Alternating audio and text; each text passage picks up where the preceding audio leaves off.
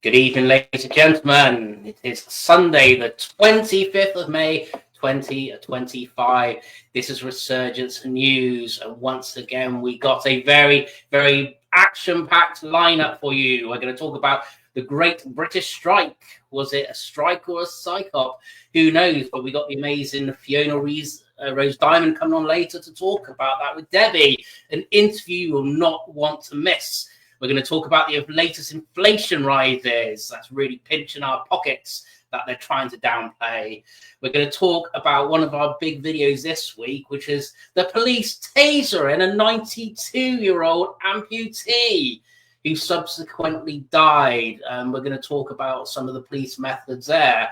We've got Greg's as well, that very popular food chain. Now things have got so bad, they've got to hide food behind the counter. We're going to ask what's fueling this and the great, I suppose, distrust in society. And if we got time, which we probably won't, we're going to talk about the robots that are going to be working in Morrison's to take your job away from you. So without any further ado, let's roll that intro.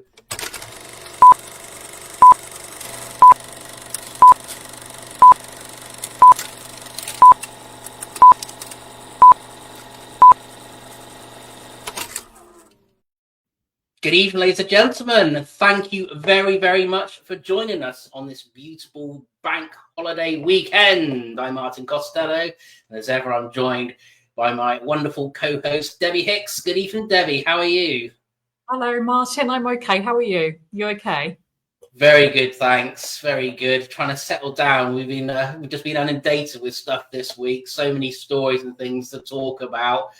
And of course, a lot to get through. And I'm really excited now. We've got Fiona coming on, haven't we? So yeah, it's going to be a very, very interesting conversation, I think. And I think for those of us that are activists and have lived through the last few years, I think a lot of us, quite rightly sometimes have questions about things that happen. And I think that's what our discussion is going to be about. So, interesting. Yeah, absolutely. Nobody wants to miss that. It's going to be absolutely, very, very interesting. Now, that's what kind of our first story is about tonight, actually. Now, people may have heard this weekend that there was the Great British Strike, which is a group, I think they popped out probably about a month or two ago, really. They had this date yesterday, 24th of May, for a big strike across the UK that was held in a number of towns and cities up and down the country yesterday.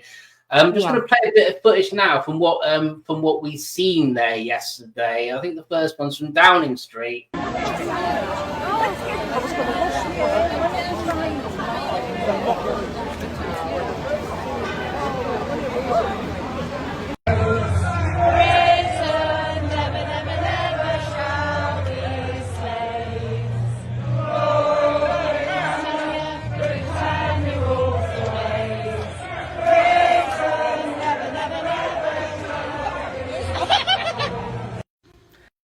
I'm strike ready, got my t-shirt on. We'll be going there saying nice things to each other, handing out cakes. I'm not bringing cakes. I was going to bring alcohol, but we're not doing that today. We're being nice and calm and very, very, very British. So I'll see you there in Manchester. And don't forget, it is not right wing to be afraid of what's happening in this country. See you there. So some of the scenes there yesterday from that Great British Strike. Now, obviously, we're going to be talking about it in great depth later when Debbie interviews Fiona. But there's a few things I just want to bring up, actually.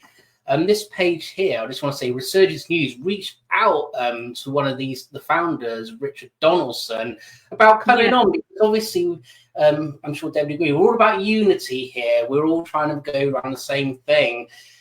So at the time, their page had a very, very small following. So we thought here at Resurgence News that we'd help them grow that. We reached out to Richard, and he never got back to us. No, I think you've reached out, and I think I have as well. We both have, haven't we? So yeah. And I believe, was it David Clues as well from UNN? He's also reached Apparently out. That's what I read, was that he declined going on. Well, I think he'd been invited and something happened and he didn't go on. I think 2 or 3 times apparently. No, I don't know. I mean, any rational-minded person, surely, if like the page had quite a small following, you'd kind of jump at opportunities like that to obviously spread the message, surely, wouldn't you? So it was very, very strange that he ignored us. But some people that he didn't ignore, actually, let me just bring this up now. This is their Facebook page here. So obviously yesterday they were very, very busy following all the coverage up and down the country. Let me just show this tab. One person one group, the news channel, GB News, he managed to get on there, which was very interesting. You know, questions have got to be asked about this, really, because I definitely, and I can tell from my own experience, we've tried to organise protests and things in the past, and they've been basically squashed out and stuff. So you have to ask questions why people like this really suddenly are actually getting on the mainstream news coverage, talking about these things.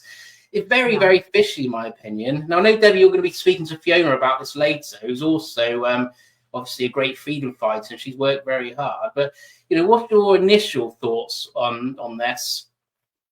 My thoughts, I'll be honest with you, because obviously I've been a bit inactive. I haven't been very well. I didn't pay a great deal of attention to it. A friend highlighted it to me on social media and said there's this strike. That was the word, strike. That was how it's advertised. She said, it's in Oxford. I think it was all over the country.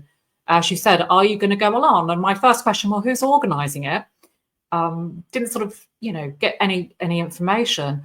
When I looked briefly at it, my first kind of red alert, if you like, was why is it being called a strike if it's just people kind of getting together on the streets? Because that to me is either a protest or a demonstration. It's not a strike.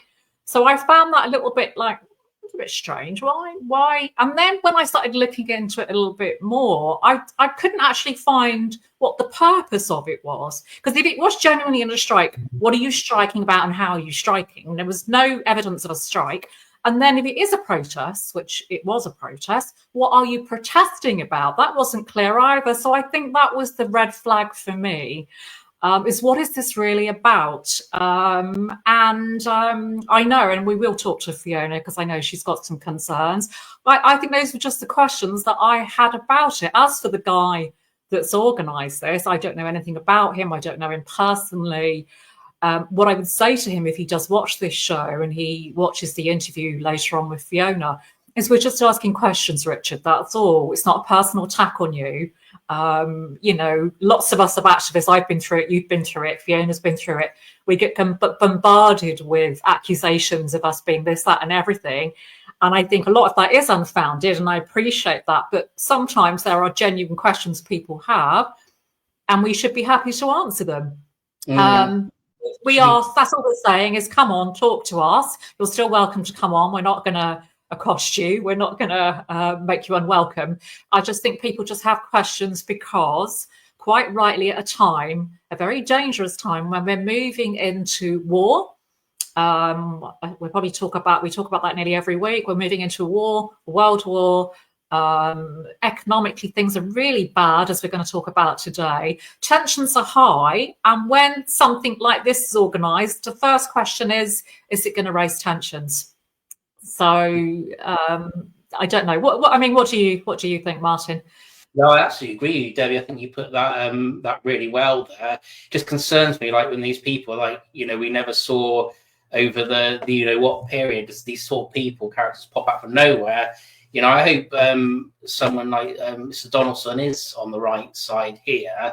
And that's why, we welcome you to come on and explain about this, because a lot of people we're in contact with genuine concerns about this. So this is your opportunity, and we're giving you a free platform to explain yourself, So you're more than welcome to, because other people, I've had messages as well about the GoFundMe as well. People are wondering what this money is required for. Why is this required for something so genuine here?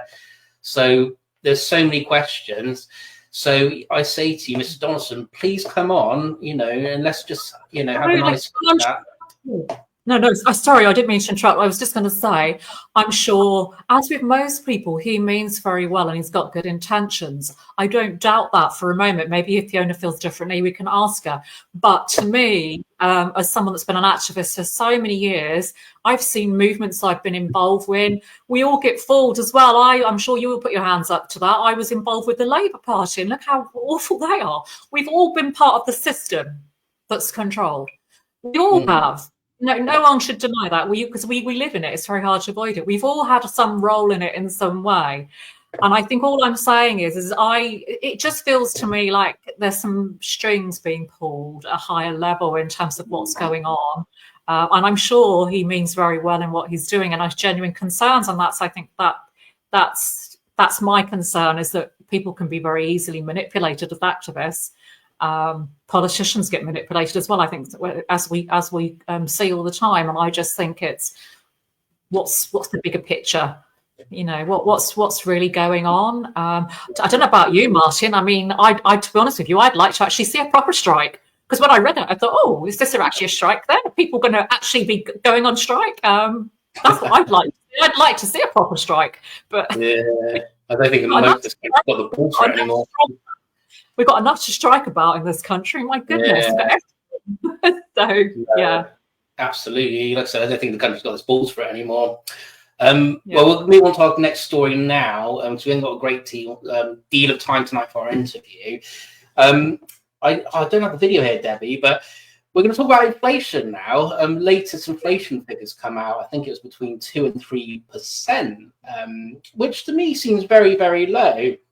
Debbie, you posted a video this week. You went out shopping last weekend, and a lot of people probably saw this. And we were looking at, you were showing some of the items that you got. Was it £40 you spent? And it was, you spent £100. Just over £100, about 100, literally just over £100 for 4 bags of shopping. Yeah. And what's that? The weekly shop as well, I suppose. Well, it's funny, isn't it? I'm sure we all do this. I was just picking up things that I needed to top up on, because I've always got things like on cycles. So I wouldn't class it as a big shop by any means, but I was intending it for it to be bigger. Absolutely. So, yeah. It's a shame I got your video here, because I was going to show that to everyone. What I will do, I'll post it later, that everyone can see that. But I don't think people believe actually inflation actually is that low when you think about it. When you go to the shop to see the price of things, there's clearly this cost of living crisis, which they've deliberately manufactured, is still happening. So, it's clear to see. And of course, with like the fuel prices, which drives a lot of the inflation as well, they're always just squeezing us that little bit more, aren't they? Everything's just about affordable, but not quite. And I think that was a good example there as well. It's absolutely squeezing us to the max. But it's something we need to keep an eye on, Debbie. Absolutely there. I think we'll jump onto our next story now, actually, because we posted a video this week. And we got quite a lot of outrage, actually, and it was absolutely disgusting. There's a video that we posted on Resurgence News about a 92-year-old amputee who got basically, tasered and pepper sprayed by the police, which made horrific viewing. And the officers actually are in court at the moment. I just want to play this here, because I think everyone should see this, and just to see the absolute disgust of it.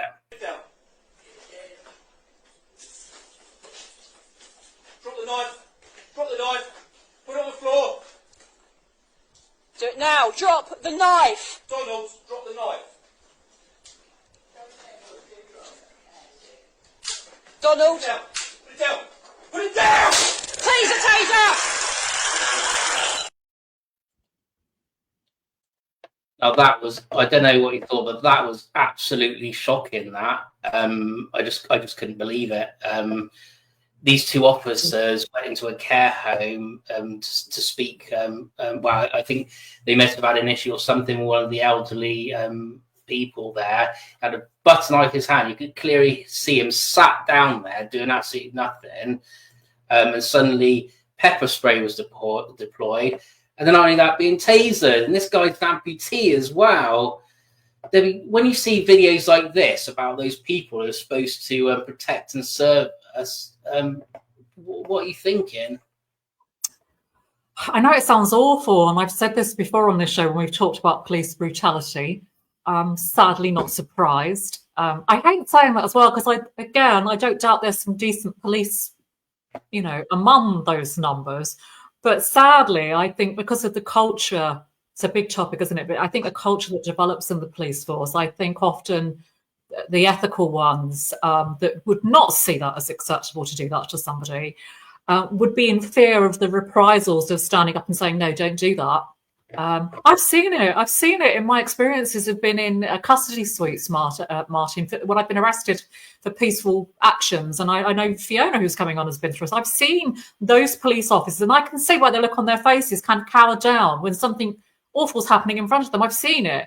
Why don't they stand up? Because they know that they'll probably lose their jobs. It's the same with everything, isn't it? NHS.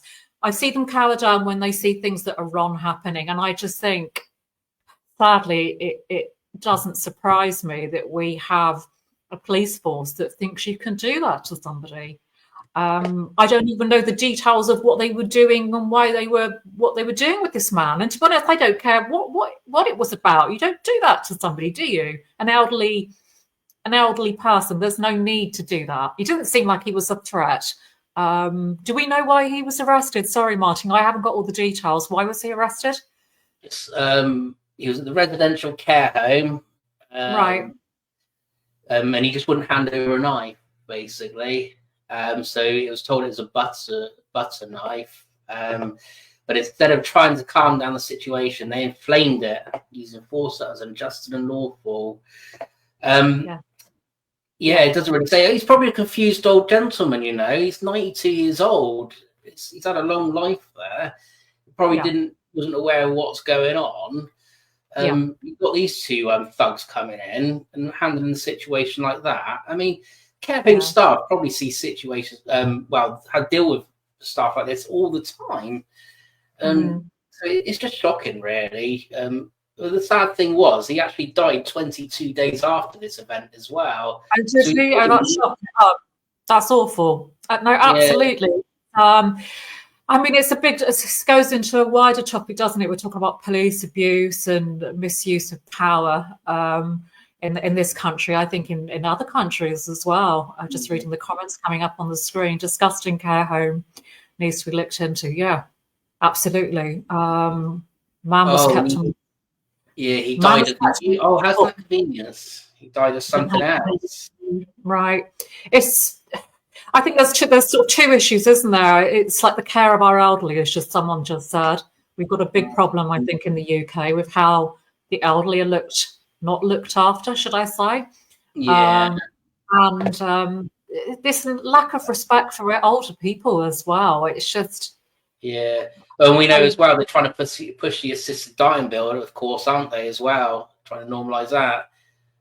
We've seen lately there's a big push in Parliament, and of course even our local MP who supports it as well.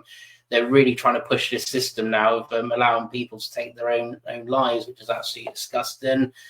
It's a total disrespect for the elderly and those that the vulnerable.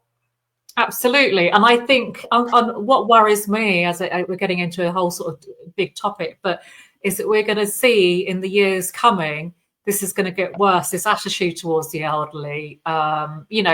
Keep all using the phrase from Klaus Schwab, the useless eaters, the older people that they want to get rid of from society, that are a nuisance, that are an expense, because that's how they're seen statistically. When people and economists and politicians sit down with bits of paper, they're an expense. They're not seen as people. And I think it represents part of a wider culture where these people are just treated so appallingly. I mean, I saw a video the other day, a slightly different topic, but it all ties in, of an elderly man with a stick getting onto the London Underground. Or was it a bus? I'm not sure. It might have been a bus. And nobody got off their seat to let him sit down. It's like, what the hell? Is it just me? It's like, culturally, we've kind of, as a society, we've moved to this point where it's like everyone's first for themselves, isn't it? If the seat's free, it's mine kind of thing. Whereas you move out the way. You get up. Yeah, Someone needs to sit exactly. down. That's all you do. So I just think it's a general kind of problem we've got with how we see the elderly, but also, as we keep discussing on this show, maybe we can have a show on it. I don't know. Police abuse in this country it's shocking. I mean, what I've seen is, yeah. And we've heard about the two-tier system as well now, which is really evident. And of course, we know people being locked up for the freedom of speech and that as well, which is a huge issue. Well, it's a police state. We are literally. I mean, the lockdown was kind of like the full-blown kind of testing ground, wasn't it, of being a police state? I think we are living in a police state, and it's going to get worse. I think. Yeah, no, I think actually I totally agree with you there. A comment here from Dennis Williams: absolutely disgusting. The police are not there to serve and protect anymore, and they come in and serve and abuse people using their powers. Break their own laws. Wow, yeah, you can't be too far off there. Right, just conscious of the time now. We'll just quickly go on to our last story before our interview. Debbie, this is one that you picked out about robots now taking people's jobs, which is a massive concern. They're actually working in Tesco's, Morrison's now, by the looks of it. Of course, you've spoken in great detail about in previous shows about the way that technology is coming in from the self-serving tills and all that. Again, we seem to be heading in that direction where everything's being automated. So your concerns seem to be becoming more and more validated there. What do you think? What do you make of this?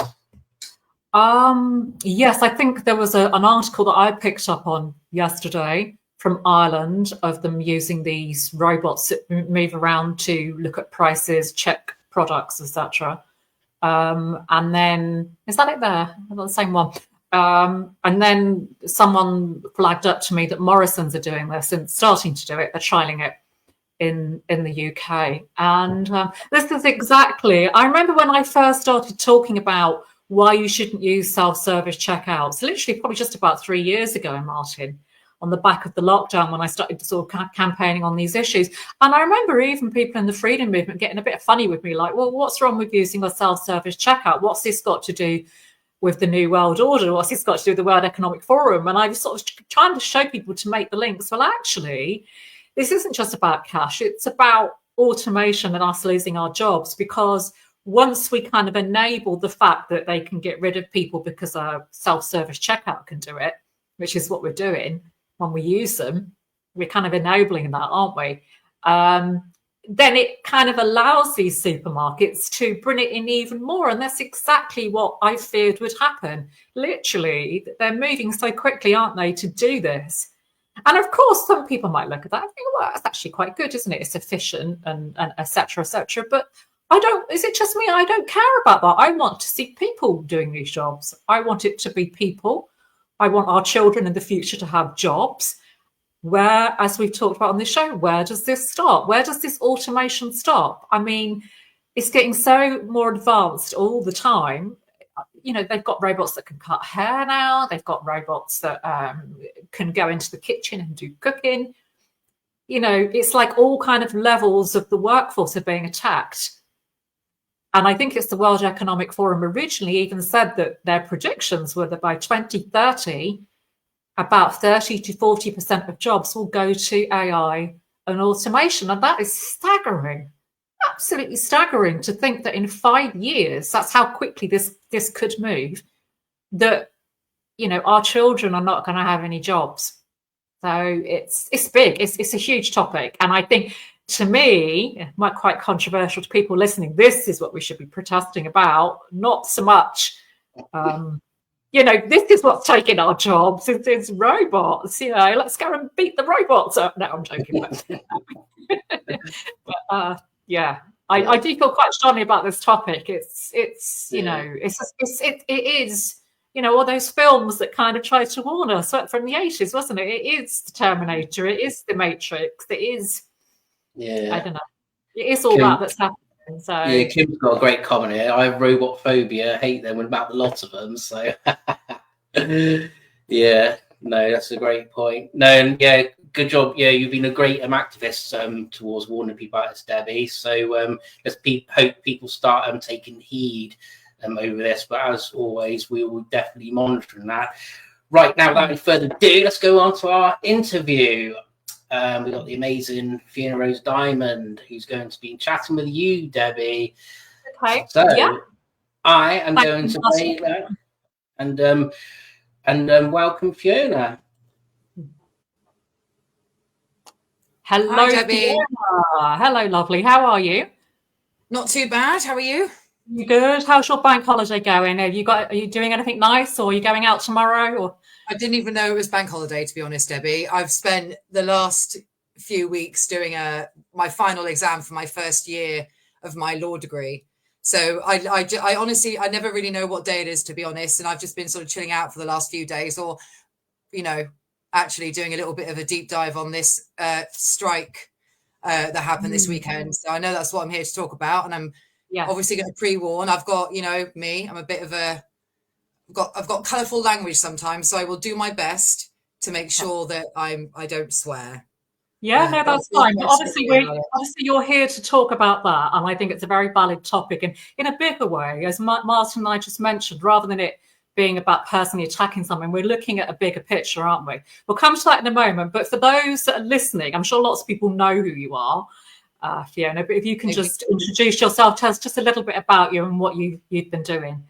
Yeah, it's hard to sum up half a decade in like a few sentences, but obviously I've been never was I an activist before 2020, but in 2020 I obviously became one. I think like a lot of us, I immediately called BS on all the lockdowns, and I read the Coronavirus Act.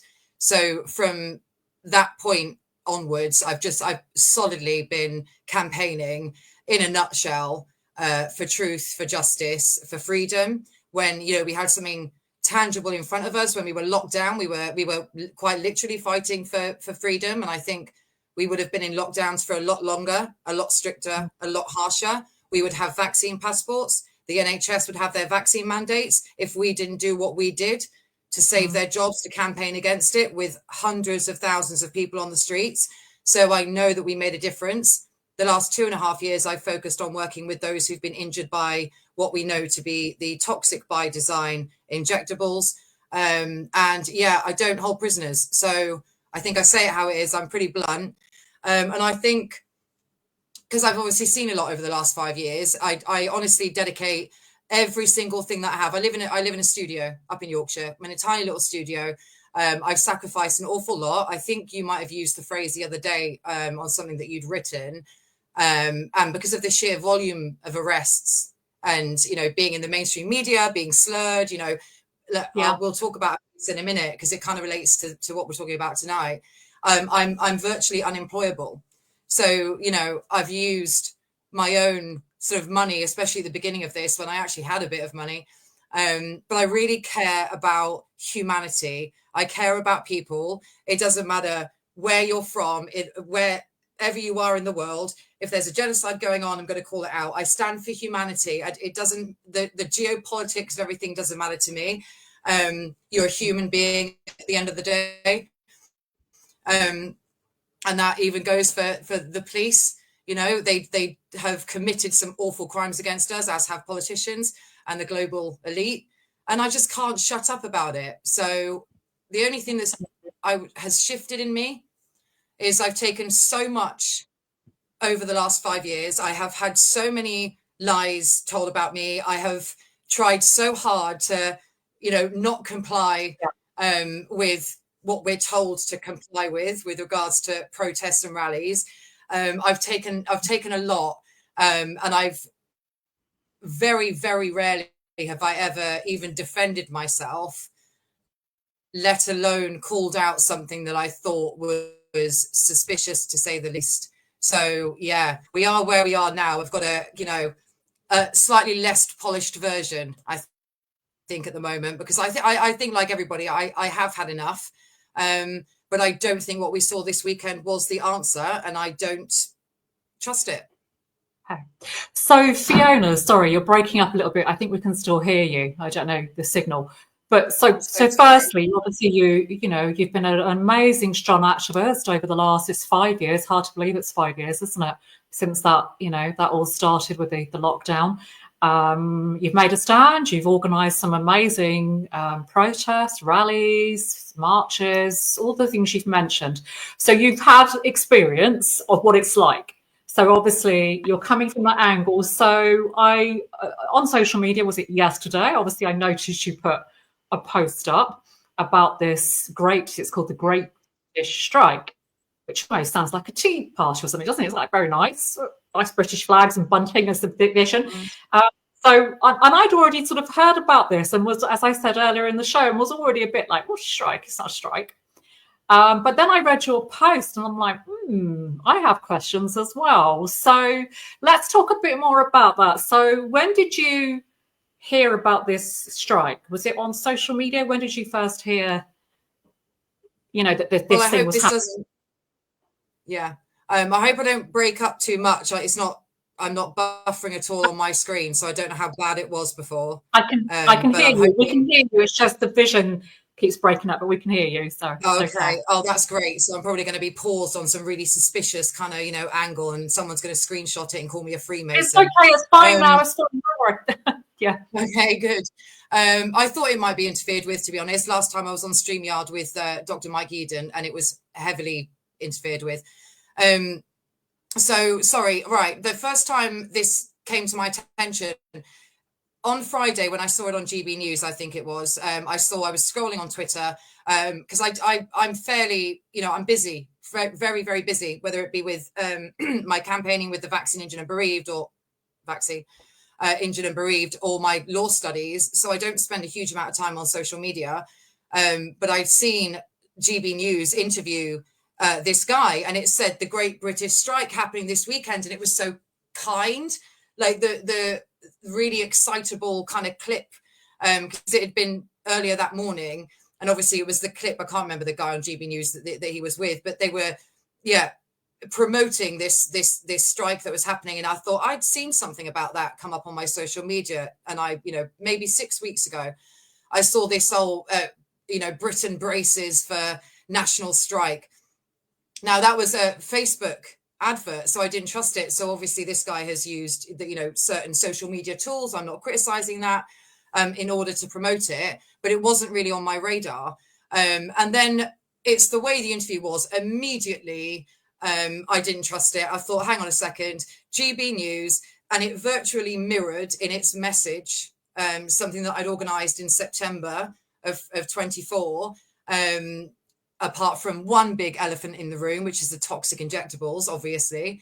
And it mirrored that. And I thought, well, this is strange, because obviously I shared my work with Bev Turner. She follows me. She shared our poster. It was a weekday. It was different. I was very clearly saying it was a protest. So I did some digging, started watching a few videos, went on the page and went back to the beginning of all of these social media channels, and I'd seen the fact that they basically exploded virtually overnight. There's no trace. I'm sorry, guys, but I did sit there like most of this weekend because, as I said, I care about humanity. I care about people, I think, being led down the garden path, and I think that's a little bit what this is. And I think we've seen a lot in 5 years, and we can see who we think, oh, hang on, this is a bit suspicious. It was just the way that it was being promoted, and, Britain braces for 500,000 people to go on strike. But he said in the interview that it's a protest. He just called it a strike because of legal obstacles. Now, there's plenty of other words that you can use. There's plenty of words. I'm just reading that comment. There's plenty of words that you can use. Martin, sorry to interrupt. Yeah. Martin, could you? So let's read that out. So Francesca Dill, the bullying and trolling of Fiona has been horrendous, some false rumours. No, absolutely. So so clearly you've got a lot of support, Fiona. People can see. I hope so. I mean, maybe I'm going to be, I've obviously posted what I've posted this weekend. I've made my thoughts clear. People can go and read exactly what I think about it, because I think I like to write, and this is why my posts sometimes are quite long. So I'm probably better at writing than I am really of verbalizing, especially when I'm frustrated. But there's plenty of other words that you could use if you were facing legal obstacles. But that makes no sense to me whatsoever. I think it's very, very clever. The red posters with the word strike, and I think a friend of mine pointed this out to me, it looked and appealed to the left. And obviously more and more information came out, and there was mentions of mass illegal migration and net zero and whatnot. Great messages, don't get me wrong. All those things need to be talked about at the moment. But red posters with, you know, strike, the word on it. And I just don't believe that that's the reason that it was called what it was, because I don't think the date was announced for a while. And then obviously, you know, it was a protest at the end of the day. So he said that on the media, that it's not a strike, it's a protest. Well, right. To me, that's misleading at best. That's false advertising at best. There's plenty of words you could have used instead of the word protest. But the reasoning that was given, bearing in mind, I know what it takes to organize a protest without cooperating with the police. And one of the reasons I don't write to councils and I don't like do what the police tell me to do or tell me that I must do is because that's what I believe that we're fighting against. I don't need permission to protest. So the intention that they had was to have these gatherings across the UK. Again, sounds great, fully support it. 76 cities. Great. I thought, wow, logistically, that's a nightmare because I've organised nationwide rallies. And very ambitious very ambitious for the first attempt at something, isn't it? Very big. So that, and I started looking into it, and obviously deeper and deeper. And it's the way I watched a live on Friday evening at 7:30. I watched this guy live for half an hour, and I asked a couple of questions. Obviously, my main questions were about the fundraiser and why does he anticipate legal costs? Because he made it very clear on GB News. He made it very clear on Talk TV.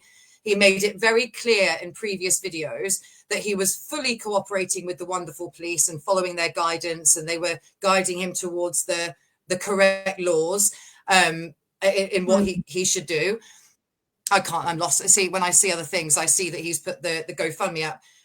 So he's raising money for inevitable legal fees. Now, what legal fees do you possibly think that you're going to have if you're fully cooperating and you've had conversations about the law with the police? Because I know what the police say, and I know what I wrote it down because I always get it wrong. Police Crime Sentencing and Courts Act, which got royal assent in 2022, Debbie.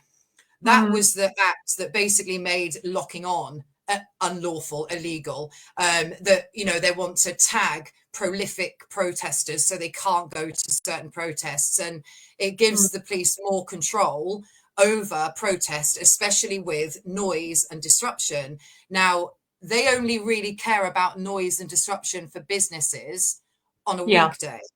They don't really care what you do on a Saturday. We see protests every single weekend on a Saturday and Sunday in London, some of them attended by hundreds of thousands of people, over 1 million in some circumstances. And there's a particular donation there. If you scroll up, Troy Priestley, £8,000 was donated by one person. This Troy Priestley is a professional fundraiser. Sorry, is it further up? Sorry. There it is. Sorry. Troy Priestley. Wow. I mean, that's a huge donation, huge isn't it? chunk of money. Now, the fundraiser itself is incredibly vague. The message, I thought, was also incredibly vague because fair enough, he dropped a few facts when he was asked about, you know, the issues and what was going on and why he was organising this alleged strike. But everything else around it is so vague.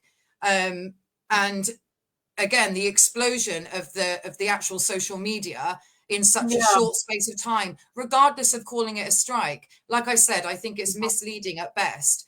But absolutely, I asked him on the live, if you're cooperating with police, if you're speaking to all the police forces and cooperating with all the councils and writing to them and issuing Section 11s and the police telling you that you don't stand in the road, don't have amplified sound, you know, that's why there was no stages and whatnot, apparently, because they weren't allowed it. If you're following all these rules, then why would you anticipate legal fees? And I screenshot everything, as I do, Debbie, because I knew that obviously it would change, and inevitably it did. The next day, the target was raised on the day of the strike from £7,000 to £24,000. after Troy Priestley's donation. Again, the description stayed the same, but raising that fundraiser and then saying the reason for the funds is for, again, inevitable legal costs, but for phase 2.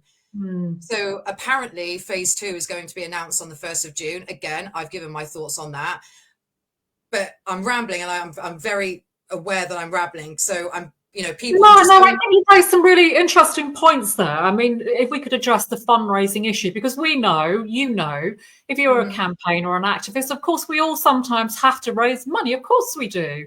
And I think we've all got a lot of slack and stick for that. And but I think you're right in this sense, is to raise questions, because to me, I mean, I've raised money to cover my fees for solicitors and lawyers. But Fiona, I think the difference is it wasn't preemptive. It was because I had been arrested and charged. And, so to me, I find it very odd that you would preemptively say, well, it's almost like saying, well, we might be. And it's like, you can't just raise money on the presumption you might be. And of course, was this guy arrested yesterday? I don't think he was he? What's the money for then? And I think you're right to ask that question. What is the money for? I have no issue with people raising money whatsoever. I've said it repeatedly. And again, go and scroll back through my history of my social media, because I'm not going to be explaining myself when people ask me certain questions about fundraising.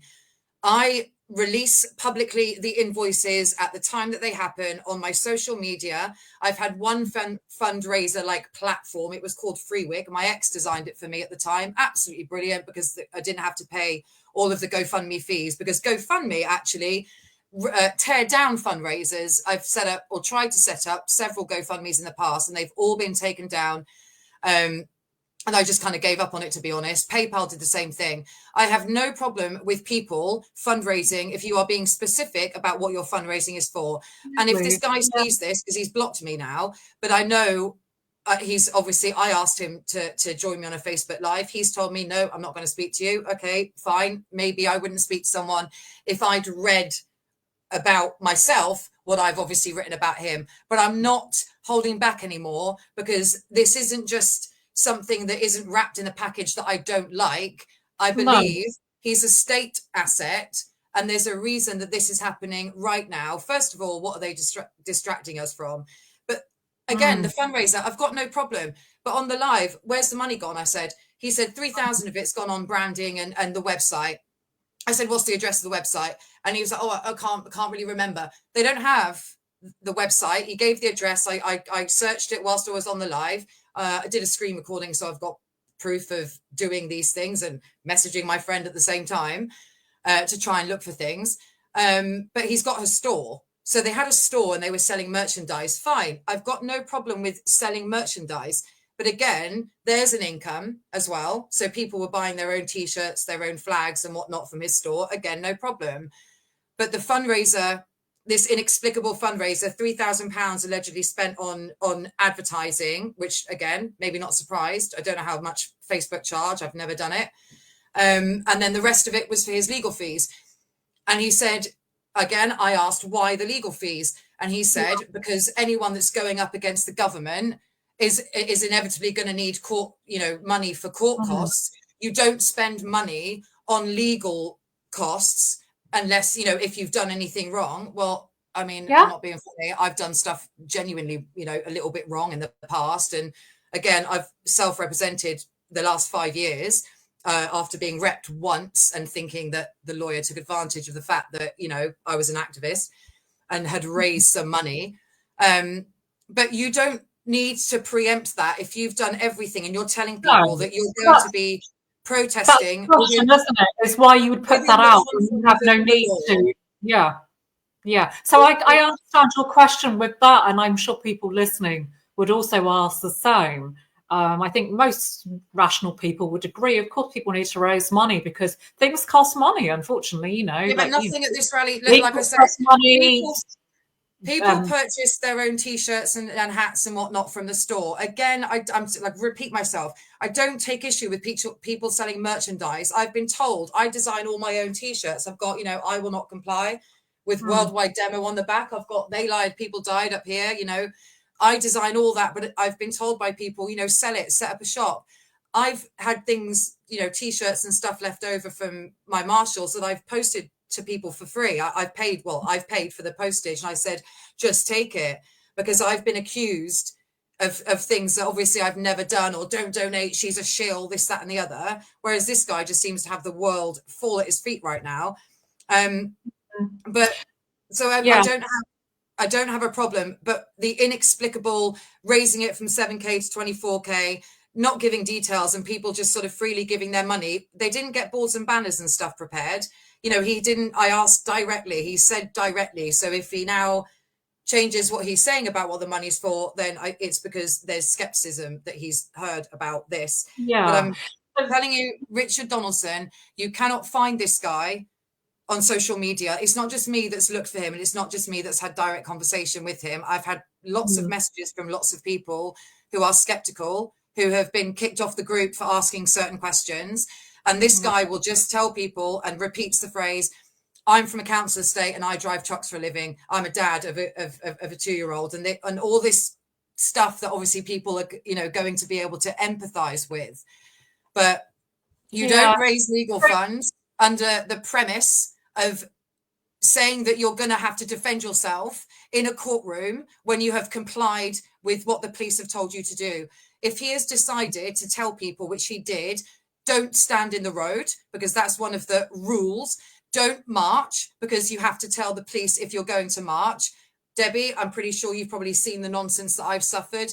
I don't tell the police. And if I do march, I do it spontaneously, because that's how we get around the rules. So if you're going to follow all of their guidance, why are you preempting any court action whatsoever? Because you're not responsible for people in the other towns and cities. And on that, 76 names of towns and cities were dropped. Okay.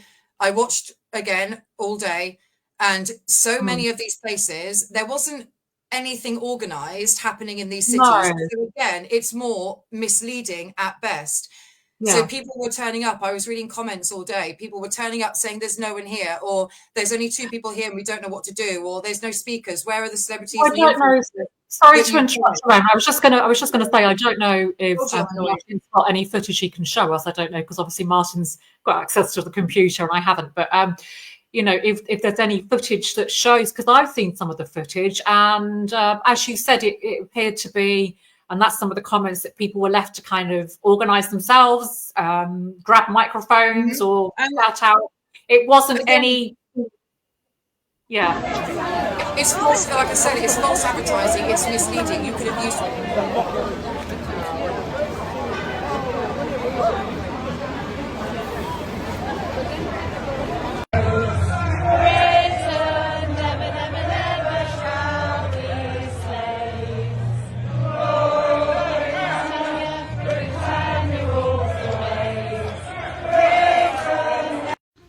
I'm strike ready, got my T-shirt on.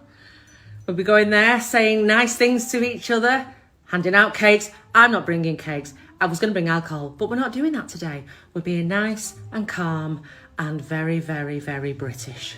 So I'll see you there in Manchester. And don't forget, it is not right wing to be afraid of.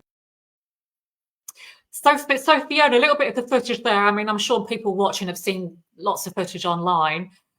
We've got another comment here. Absolutely shocking that he's raising money for legal fees when he's in absolutely no legal trouble. Absolutely disgusting. So yeah, so other people can see that as well. But going back to, so obviously you have an issue with the money that's for legal fees that he doesn't need. Let's think about that word strike, because that's what struck me as really strange. Now, I come from a left-wing background, the Labour movement, the movement of strikes, what it used to be. So I know what the word strike means. And a strike is not a protest in the town centre on a Saturday. A strike is something that's sustained, it's very organised, and it's actually where people get together in big numbers and they don't go to work. It can be all sorts of reasons why they do it. But I used to work for British Airways. I did it. I mean, the only thing is I didn't get penalised because I was already suspended for calling a captain a CUNT because he stole my Prosecco. So I know we, you know, that, like I said, I didn't mean that. Sorry, I didn't mean that patronising way. Sorry, Fiona, I didn't mean to interrupt. I was just going to say, I didn't mean it in a patronising way to explain what a strike is, as I'm sure most people understand. But I think, you know, for me, when I saw the word strike and then the fact that it's not a strike, it's actually a protest, I just think, you know, that raises questions, doesn't it? So let's think about that a little bit more. Why do you think that word, you know, obviously there's this explanation about they were trying to get around things legally, but we know, no, it's a bit more to it than that. So what do you think the purpose is of using that language? You know, you've got the imagery, very nice imagery of flags and British coming together on a sunny day, but then you've got this word strike, which, as I said, is left-wing language. It is, isn't it? You know, if we're going to look at it in that way. So what do you think's going on here? What's it about? Do you think there's an underlying message with that? Look, how many times have we, in what was the freedom movement, called for a strike? How many people who, again, this guy is a self-proclaimed nobody, and he said that he couldn't use the word protest because he was a nobody. All this nonsense. Many people have been calling for strike action. Many people. I mean, we've seen it. I mean, look, trains have been on strike basically for the last 10 years. So I think it was aimed to play on that. Obviously, we've been calling for that. We think that we could break the system. We know what would break the system if we don't do certain things. If everybody didn't buy Coca-Cola for one day, like one day across the world, if everyone didn't buy spend any money on Coca-Cola, you could ruin them, bankrupt them, they'd be gone. So we know the power of boycotts and strikes and whatnot. So it's a powerful word, yes. Very, very clever. But I do believe that people were misled on purpose it was never said that it was a protest until very shortly before. And I think that's what got the sort of following the interest, because, oh my goodness, this is taking off. It was aimed, I think, again, to engage the left, because obviously, you know, it is a very left thing to strike, you know, I'm just saying. Yeah. But yeah, I think it was very, very clever. But look, my opinion is the fact that he's a state asset. I'm sorry. I don't think that it's just a guy with you know, the best intentions. We've seen this before, where people have no social media footprint whatsoever, immediate shot to fame over social media, promoted and pushed on GB News like they work in the office together every day. And it frustrates me, because there's people out there that genuinely need help and money. I might be biased with the jab, injured and bereaved, but it frustrates me to see people donate to something where in reality we can't see where the money's gone. Because I don't want to be, you know, insulting about the posters, because I think it was intentional. They're very, very basic posters, but I think, again, that was intentional to make it look grassroots. You know, I've designed all my own posters. I run websites. I know exactly how expensive things are. And I've also organized rallies all over the UK. And every single location, the reason it was attended by thousands of people, remember July 2021, we had, I think, about 16 or 18 across the UK. And then in January 2022, when I organised the mass non-compliance rally against the NHS mandates, we had, I think, 22 across the country. Every single one of them had an organiser dedicated to make sure that people didn't turn up and suffer exactly what they did this weekend. You don't say that 76 cities and 500,000 people are going to be out on the streets, when actually you just dropped anyone can do that. Anyone can say, here's a list of all the towns and cities across the UK, and you know, these people are coming out. And then you've got the social media backing to make it look like that, and a couple of influencers on TikTok. No, it's all very it's all very engineered. Absolutely. I think I think that he's basically. Sorry, I was just going to say, I'm really sorry about the signal. I use a little bit of a delay as well. So sorry, I didn't mean to interrupt you. I was just going to say, I think you raised some really pertinent points, some really good questions. If I may ask you, and I know you're not afraid to speak your mind, as you said at the beginning, what is it really all about then, Fiona? I mean, a distraction? Is it about herding? I always use that term, herding people, concentrating people for a reason. What is it that, if this is an agenda, this is something bigger? And I agree with you. I think it is, because I'm very skeptical, as you know, about all this kind of thing. I'm skeptical of anything that's organised with big money for obvious reasons. You've got GB News behind it. It's big money. what's the bigger picture then? What are they trying to do to quite innocent, genuine people? They are, aren't they, that have turned up to this? What are they trying to do? I think everybody, I think 99% of the people that attended this were good people that want the best futures for everybody. They might not all be awake in a sense that people that are watching this now might be. We see the, you know, the deeper problem. So one of the things I'd say it's all about is this behavioral sort of conditioning, is to the way that he speaks about what it is to protest, the way that he's telling people, you know, how you organize a protest, what you have to do, why he's doing it this way. No, like that to me, you know, you watch it and you feel like, well, no, first of all, he's giving people misinformation about sort of protests and what you can and can't do and how you have to do it. He's also really, really praising the police and the councils. And so it's the conditioning of what it is to you know, dissent, to be defiant. It's all very sort of uniformed and coordinated. That's not what real defiance is. It's very nice, isn't it? It's very nice. Yeah, it's very nice. The issues are kind of, the issues themselves are very blankets. They appeal to a lot of people. The word strike, the color red, and then the list of issues. And a lot of what he said in a couple of his videos mirrored a video I did in September 24 about every race is welcome. The legitimate concern over mass illegal migration, you're allowed to have that concern. It's a giant concern. You're allowed to have it. You are not a racist. That was one of the focuses for what I did. A huge focus, obviously, was a anti-Keir Starmer rally. It mirrored that so heavily, as did the language. I think it's to give people the illusion that something's happening. They also, I believe, are, in my opinion, I'm really going down the rabbit hole now, but I believe that they are replacing Tommy Robinson with this guy, this palatable young father of a 2-year-old, this ex-soldier that lives on a council estate or is from a council estate and drives trucks for a living so everyone can kind of get on with him. I believe that he is that new sort of palatable version of Tommy Robinson. I believe that their aim is... Interesting theory. It'd be interesting to see what happens with it. But, I might be wrong, and, you know, whatever, that guy can give me an opportunity one day, if I am completely wrong about it all, to apologize to him. But that's not going to happen, because regardless of what happens, regardless of what I was just going to say, but the simple solution is, if you are genuinely, you know, meaning well in doing this, even if you have got people in the picture that are not genuine, and we come in, you know, we all come into contact with these people, it's hard not to. You would come and, you know, speak to the smaller outlets like us, not just GB News. You speak to He's not speaking to as many people as possible to build your movement or your people that you need to turn up at your protest. So I just find it a bit odd. We haven't been rude to him, have we? I don't think we've been rude. We just questioned. I mean, again, like I said, my post was quite sorry, nearly did it. Well, it's direct, but it wasn't personal, was it? It wasn't. We haven't personally. Yeah, I was absolutely personal. Like, I was 100% personal, because I mean it and I believe it, and I wouldn't say it if I didn't.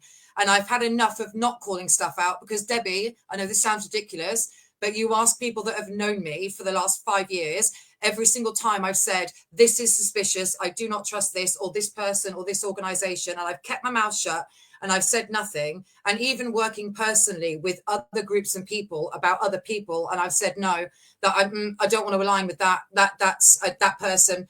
I've not been wrong.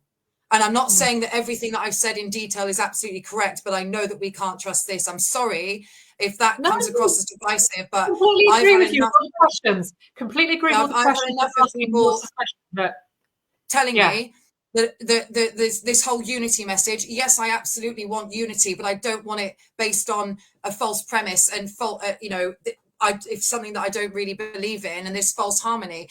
He's not mentioned anything about the real problems that are going on. The other thing is, so I do think it's a distraction. Focus over here, get a general election, replace Keir Starmer with another World Economic Forum puppet, and then everyone's going to go home and think, oh, because we've sorted out the immigration issue and because our council tax now has been lowered again, everything's solved. We are literally already in World War III, and it infuriates me when I see people that don't care about humanity at all. This guy does not care.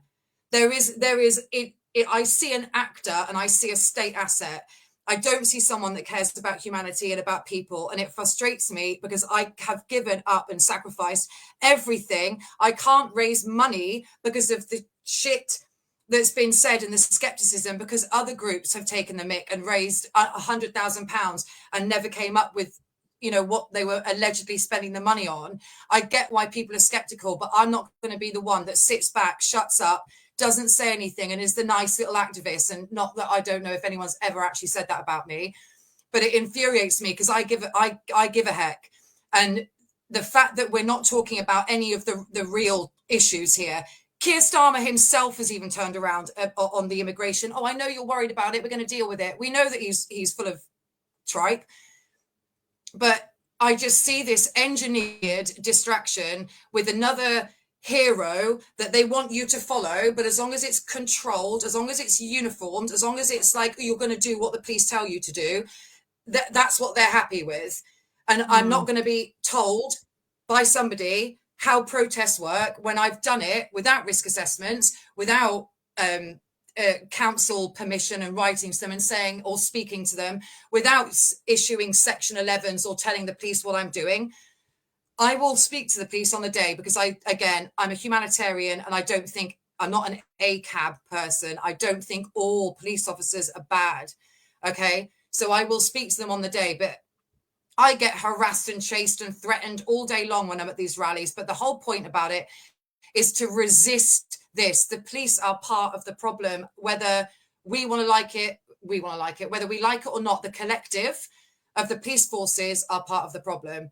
And we should be exercising our inalienable rights, regardless of what they tell us. So if you want to march, you march. If you want to do it legally, then spontaneously start marching after a static gathering or drawing, and don't tell the police where you're going. If we go down this uniformed, working within the confines of the law, we are not going to win.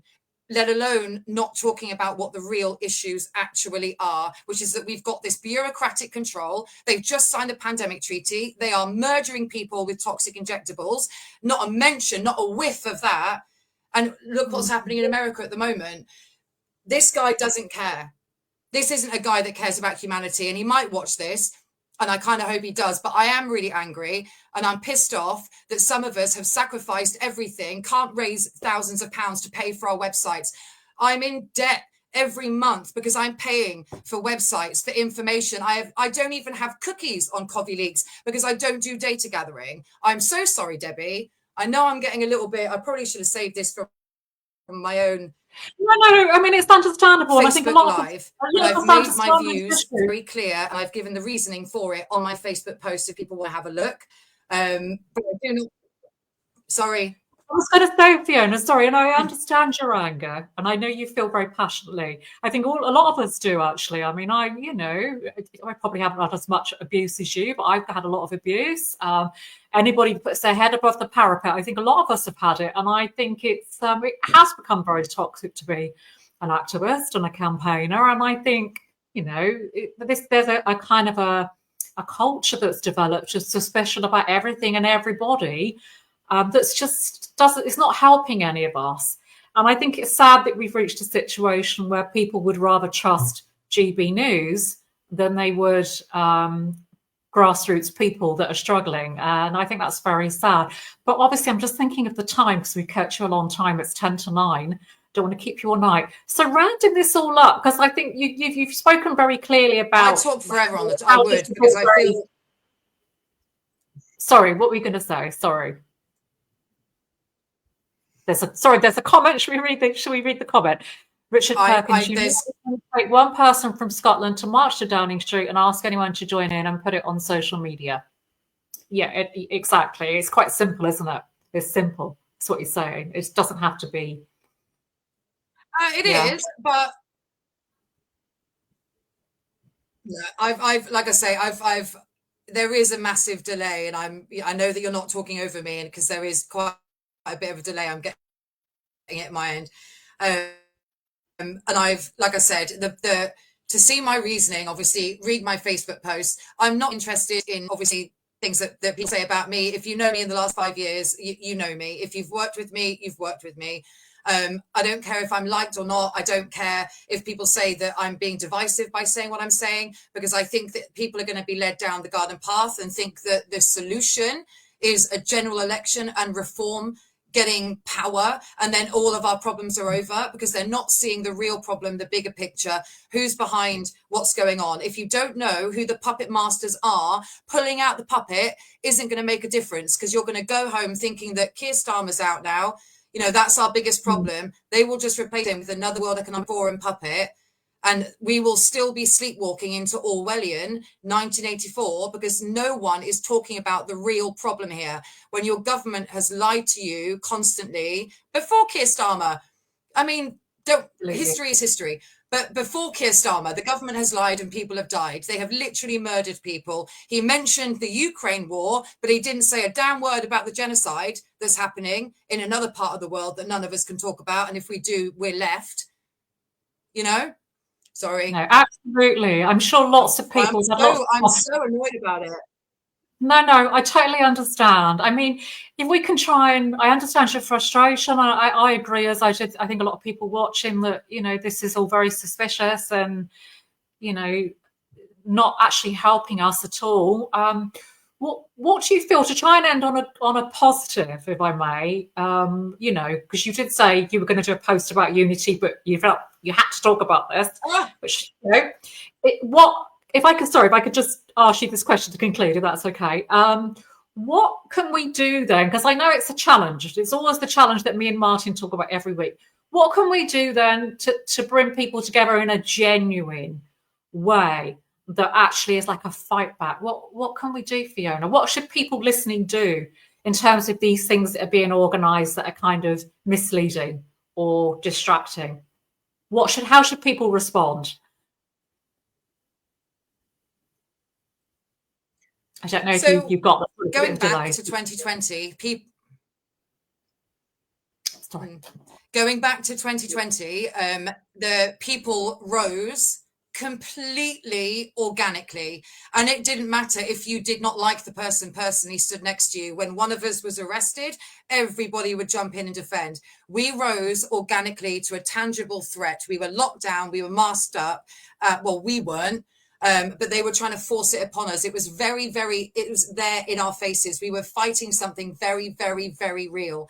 We can't just make that happen again and stage it again. That doesn't happen. So there needs to be a tangible threat, but people need to be aware of what the actual threat is. Now, I don't think that we will pull people together in a coordinated way, because quite clearly people are still quite ignorant as to what's going on, who are the puppet masters, why does it matter that the World Economic Forum's name keeps getting dropped everywhere, and that they actually control our government and some other, you know, secret societies beyond that dare we mention, because we'll be too much of a conspiracy theorist.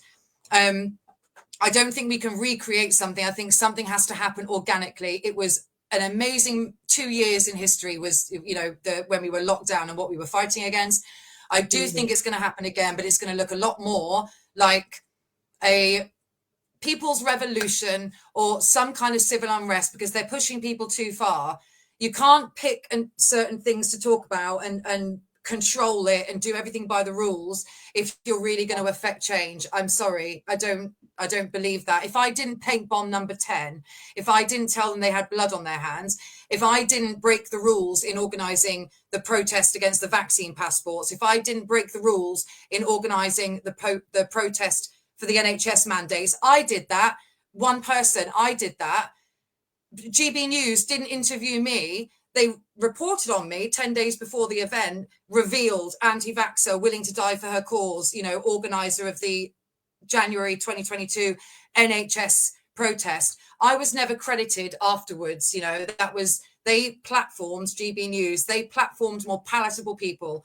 And I'm not palatable because I say it how it is. And people often don't like that, but I've had enough of biting my tongue. So we cannot create something or recreate something. It needs to be organic. And I do know that we need to unite, but I'm interested in uniting with humanity and with the people that went along to this. They obviously want the best for the future of their children and their grandchildren and their grandchildren's grandchildren. I totally believe that. But I don't at this point in time, Debbie, I'm quite skeptical, but I feel like there's going to be an organic uprising, because I don't think people are really going to get what they want. And if this strike national thing turns into calling for a general election, replacing Keir Starmer, and we have to sit back and wait for reform to come in and show us that they're going to do the same thing before people take action, so be it. We've done it for half a decade. It's been going on for a lot longer than even I've been fighting for. As you know, you've been an activist for longer. There will be an organic uprising, and I'm not saying violence, but I don't think that anything can be polished in the way that it is and be genuine. I've tried for the last 3 years, Debbie, to recreate what we had. We've had thousands of people marching on the streets, but there's too many people who I do not believe are genuine, who are not telling the truth on purpose because they want to remain palatable for Ofcom regulated programs. We're not going to get anywhere until we get real. So start telling the real truth and stop wrapping stuff up in pretty packages for Ofcom regulated GB News. Well, and then lying about it. Absolutely. Well, on that point, no, thank you so much, Fiona, for raising. No, thank you, honestly, for raising that. I think a lot of us agree with you, actually. I agreed with your post. And as I said, because we'd like him to come on the show, that invitation's still open. We say that to anyone that disagrees with us every week. Come on, but they never do. Probably no, not. But he already declined speaking to me. And to be quite honest with you, if he was a genuine lad, I would think, yeah, I understand that. But he also didn't show up to interviews with David Clues. He rearranged 3 times and told David Clues that his child was in intensive care or something. He didn't believe it. David Clues, you don't get much past David Clues, to be honest. But you know what I know will happen? I'll be branded that irrational, emotional female. Well, I don't care. I have emotions, and my heart actually believes. We all get branded as that way. You're irrational. You're aggressive. You're emotional. You're this. You know. That's it, isn't it? But anyway, I don't think you're any of those. You know, you're a fiery, passionate woman that feels strongly, very strongly. That very much comes through. And, you know, I'm sure those listening agree. We sometimes have to talk about difficult things, about the word that you used, I thought was the perfect word, about astroturfing.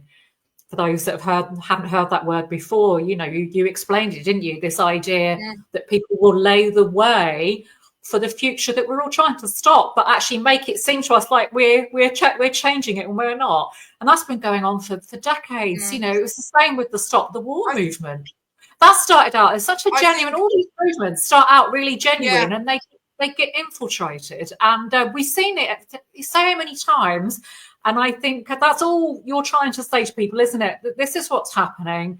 It's not a personal attack on someone. What we're calling out is the whole agenda here that's going on with this boy, this man. I mean, you know, and I think you're right to do it. So thank you so much for speaking up. We'll watch the whole Great British. It sounds like I keep thinking of British Bake Off. I don't know, God knows why. It's just got that imagery. Well, again, very clever language, clever colours, clever posters. That imagery, isn't it? That nice imagery. But I think we'll all watch this very carefully now, and obviously we hope people at home they'll be watching us. Like my belief is my belief. I believe it is an intelligence. You know, this first bit I believe was some kind of intelligence gathering operation.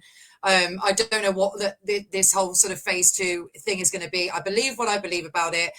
This guy has got no footprint. Now, whether they go and they're clever now, because it's not just me that's attempted to find a Richard Donaldson. It's not just me that's gone and looked and tried to do my due diligence, because I always do my due diligence before I speak or before I type or before I post.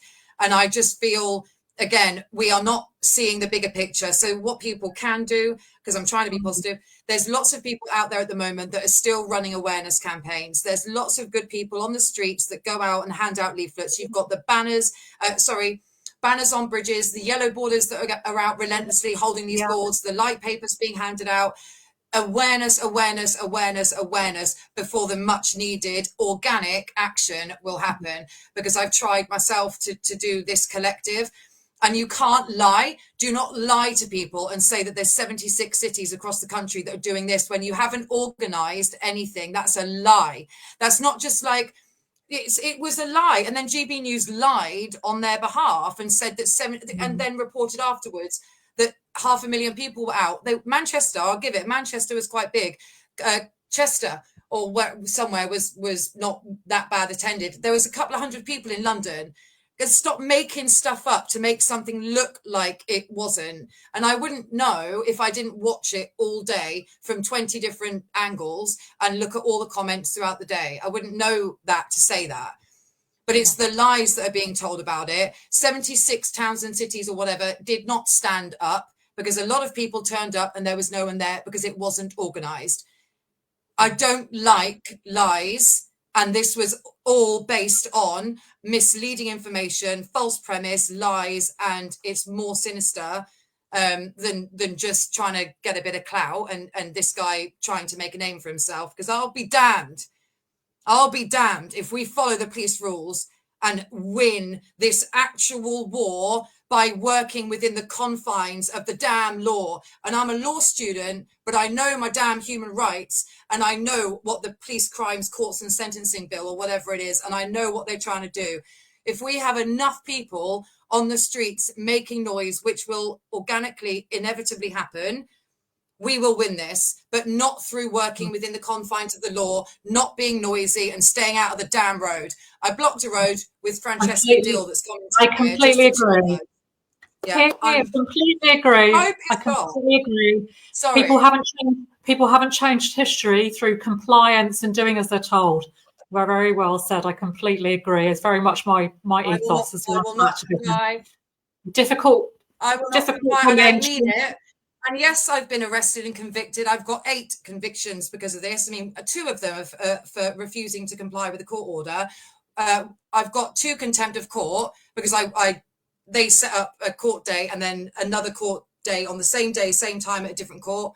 So I was sent down. I got 2 custodial sentences. I was on bail for 5 years and I was on probation for 1.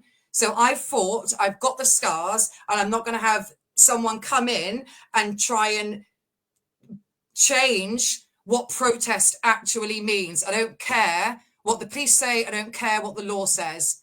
Protest is protest. It's your damn right to make some noise and stand in the road by yourself or with a million people. I think we all agree with you. Anyway, I'm gonna have to. So sorry, gonna have to stop there. I'm conscious of the time and. That's fine. I might go live myself. I might go live myself now and get this out because I've had enough. I've had enough. But thank you so much for coming on. It helps get the message out. It's good to have a very frank talk about things, and for us to be honest about the challenges we face as real people that are just trying to change the world, because that's all we want to do. It's not, So thank you for doing that. Do come back on if you want to talk about anything at all that you're doing or any campaign, and you're welcome to come on anytime. We generally do this every Sunday. Some Sundays we don't. Things happen, like getting ill, and but you're welcome to come on anytime, Fiona. So I hope everyone listening, a big thank you to Fiona for coming on. Thank you. And like I said, read my posts. I'm very, very passionate. I'm very upset. I've got other shit going on in my world as well as to why I feel the way I feel right now. But read my posts, and that I mean what I've said. So thank you very much for listening, and thank you for everything.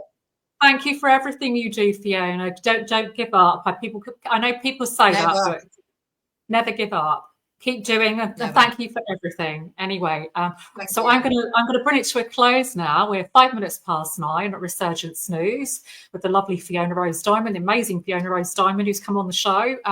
So next week, we haven't got a guest lined up for next week.